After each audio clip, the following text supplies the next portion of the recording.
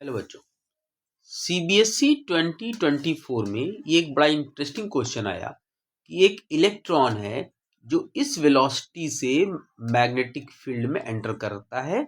आपको बताना है कि उसके सर्कुलर पाथ का रेडियस क्या होगा और उसने कितनी लीनियर डिस्टेंस ट्रेवल करा। अब इस क्वेश्चन में जो कॉन्सेप्ट लग रहा है उस कॉन्सेप्ट को पहले आप समझ लीजिए।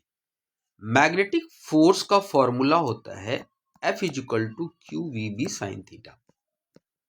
Q v B sine theta. अब यहां पर एक बात बहुत क्लियर हो जानी चाहिए कि अगर थीटा की वैल्यू 0 डिग्री है या 180 है तो मैग्नेटिक फोर्स 0 होता है, यानी चार्ज पार्टिकल अनडेविएटेड रहता है।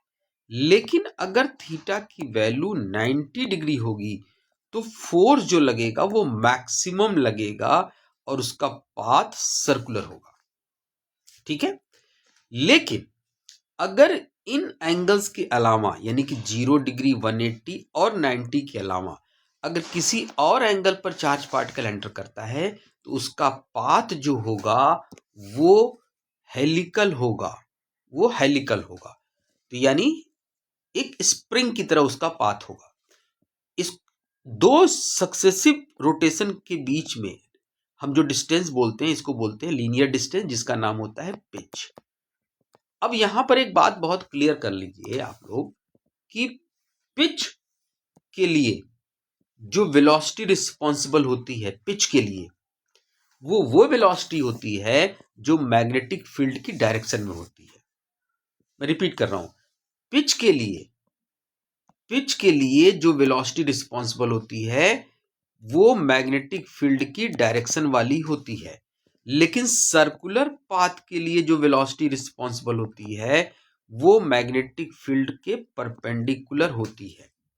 यानी मैं कहना चाह रहा कि पिच के लिए जो रिस्पॉन्सिबल वेलोसिटी होगी वो ये वाली होगी और सर्कुलर मोशन के लिए जो वेलोसिटी रिस्पॉन्सिबल होगी वो ये होगी।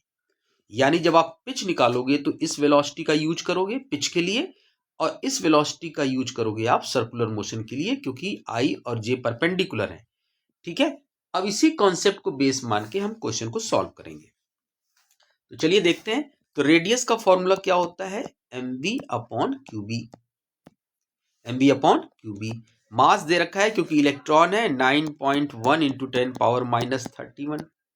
वेलोसिटी कौन सी लेंगे? मैंने बताया आपको, परपेंडिकुलर वाली, यानी कि 10⁻7 अपॉन इलेक्ट्रॉन का चार्ज तुमको पता ही है 1.6 इंटू 10⁻⁻19 और मैग्नेटिक फील्ड दे रखी है 0.5 इंटू 10⁻⁻3, इसलिए क्योंकि क्वेश्चन में मिली टेस्ला था तो इसलिए हमने इसको चेंज कर लिया। जब आप इसको सॉल्व करोगे तो ये आ जाएगा 11.3 इंटू 10⁻⁻2 मीटर। ये आ गई रेडियस ऑफ द पाथ। अब मुझे निकालना है कि कितनी इसने हॉरिजॉन्टल डिस्टेंस ट्रेवल करी। मैं दोबारा रिपीट कर रहा हूं कि हॉरिजॉन्टल डिस्टेंस के लिए जिम्मेदार वेलोसिटी कौन? जे कैप वाली, क्योंकि ये इसके पैरेलल है। लेकिन डिस्टेंस निकालने से पहले आपको टाइम पीरियड निकालना पड़ेगा, कितनी देर में वो एक रोटेशन पूरा कर रहा है। तो चलिए टाइम पीरियड पहले निकाल लेते हैं हम। तो टाइम पीरियड का फॉर्मूला हो गया 2πr अपॉन वी। तो 2πr की वैल्यू आपको पता ही है 11.2 अभी निकाली हमने, -2 अपॉन वेलोसिटी कौन सी? वेलोसिटी जो सर्कुलर मोशन के लिए जिम्मेदार है, यानी कि 10⁻7।